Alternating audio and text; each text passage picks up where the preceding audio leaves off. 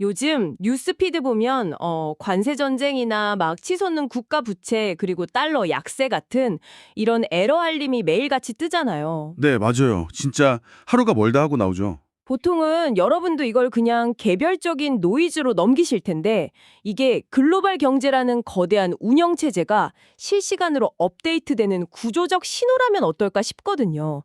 그래서 오늘 분석에서는 레이 달리오의 변화하는 세계 질서를 바탕으로 이 패권 사이클을 좀 파헤쳐 보려고 합니다. 그 달리오가 500년 역사를 분석해서 찾아낸 핵심이 제국의 흥망성쇠가 일정한 사이클을 따른다는 거거든요.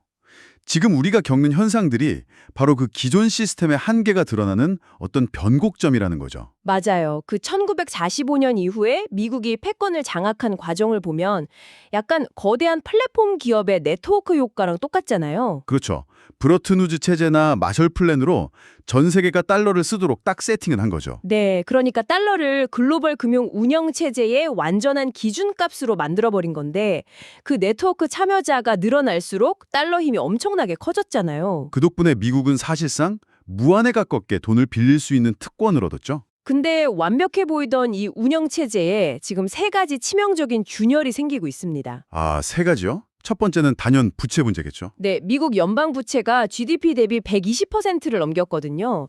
중앙은행이 단순히 금리 조절해서 통제할 수 있는 선을 넘어선 그러니까 장기 부채 사이클의 끝단에 도달한 겁니다. 와, 120%면 진짜 끝단이네요. 거기에 이제 내부적인 에너지 고갈 배천이 더해지죠. 극심한 빈부격차나 정치적 양극화 같은 거요. 아, 요즘 뉴스 보면 좌파 우파 갈등이 진짜 심하잖아요. 맞습니다. 근데 이게 어느 쪽이 옳다 그르다의 이념 문제를 떠나서 역사적으로 제국이 쇠락할 때 나타나는 아주 전형적인 팩트거든요. 그리고 이 타이밍의 세 번째 요소인 강력한 도전자 중국이 부상한 거죠. 근데 여기서 좀 드는 의문이 전 세계가 달러 하나에 묶여있는 이 단일 기축 통화 체제가 예전엔 무적의 방패 같았는데 오히려 지금은 미국 스스로 발목을 잡는 약점이 된 거 아닐까요? 정확한 지적입니다. 시스템 공학에서는 그걸 단일 장애점이라고 부르거든요. 단일 장애점이요? 네, 모든 데이터가 하나의 메인 서버를 거치게 되면 그 서버가 다운될 때 전체 네트워크가 마비되잖아요. 중국이 집중하는 것도 바로 이 단일 장애점을 우회하는 겁니다. 아, 그러니까 대체 결제망인 CIPS나 디지털 위안화가 그냥 단순한 화폐 실험이 아니군요. 그렇죠. 미국이 통제하는 스위프트망을 안 거치고 자국 통화로 직접 결제하는 독자적인 파이프라인을 뚫고 있는 거죠. 아예 작동 방식이 다른 우회로를 만드는 거네요. 근데 글로벌 경제가 이미 너무 촘촘하게 얽혀 있는데 아무리 그래도 거대한 두 시스템으로 쪼개지는 경제 디커플링이 현실적으로 가능할까요? 과거에는 전 세계가 효율성을 위해서 글로벌 공급망이라는 단일 최적화 서버를 공유했죠. 근데 지금은 효율성보다 생존이 우선순위가 됐습니다. 생존이요? 구체적으로 어떤 식인가요? 당장 TSMC가 미국 애리조나랑 일본 구마모토에 분산해서 공장을 짓고 있잖아요. 아, 맞아요. 엄청 투자하더라고요. 그리고 중국 화웨이는 미국 부품이 아예 안 들어간 독자적인 기린칩 생태계를 구축해버렸죠. 와, 미국 부품 없이 그게 돌아가네요? 네, 이게 단순히 공장을 짓는 게 아니라 생존을 위해서 미국 생태계랑 중국 생태계라는 두 개의 이중화 서버를 물리적으로 쪼개는 필연적인 과정인 겁니다. 아, 진짜 단일 서버에서 이중 서버로 쪼개지는 확실한 증거네요.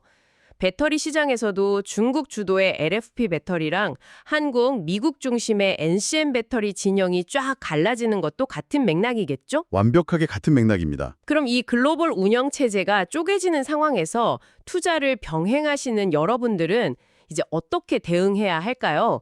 그냥 글로벌 인덱스 펀드 하나 사두는 공식은 이제 안 통할 것 같은데요? 네, 그래서 여러분은 가장 먼저 달러의 점진적 희석 시나리오에 대비하셔야 합니다. 당장 달러가 붕괴한다는 건 아니죠. 그렇죠. 서서히 힘이 빠지는 과정인데 각국 중앙은행들이 금을 엄청 사들이고 있잖아요. 그래서 여러분의 포트폴리오에서 금이나 원자재 같은 비달러 자산이 이제 단순한 해지를 넘어서 필수 균형추가 돼야 합니다. 아, 원자재 비중을 꼭 챙겨야겠네요. 그럼 개별 종목이나 섹터를 볼 때는요. 반도체나 배터리 같은 핵심 산업을 볼 때 단순히 실적만 보면 절반만 보는 겁니다. 실적보다 중요한 게 있나요? 네, 이제는 이 기업이 이중화된 두 생태계 중 어디에 속해서 수혜를 받느냐, 이걸 핵심 판단 기준으로 삼으셔야 합니다. 예를 들어 한국의 방산이나 반도체 기업들이 이 분리된 밸류체인에서 대체 불가능한 포지션을 잡고 있는지를 꼭 확인하셔야 하죠. 와, 단일 서버 시대의 평화로운 투자 공식은 진짜 끝났네요. 글로벌 경제라는 하드웨어가 완전히 다른 두 개의 운영 체제로 나뉘고 있습니다. 자, 여러분께 묻고 싶습니다. 여러분의 투자 포트폴리오는 분리되고 있는 두 개의 세계 중 어느 쪽 서버에 연결되어 있습니까? 혹은 양쪽 서버가 단절될 제대로 대비되어 있으신가요?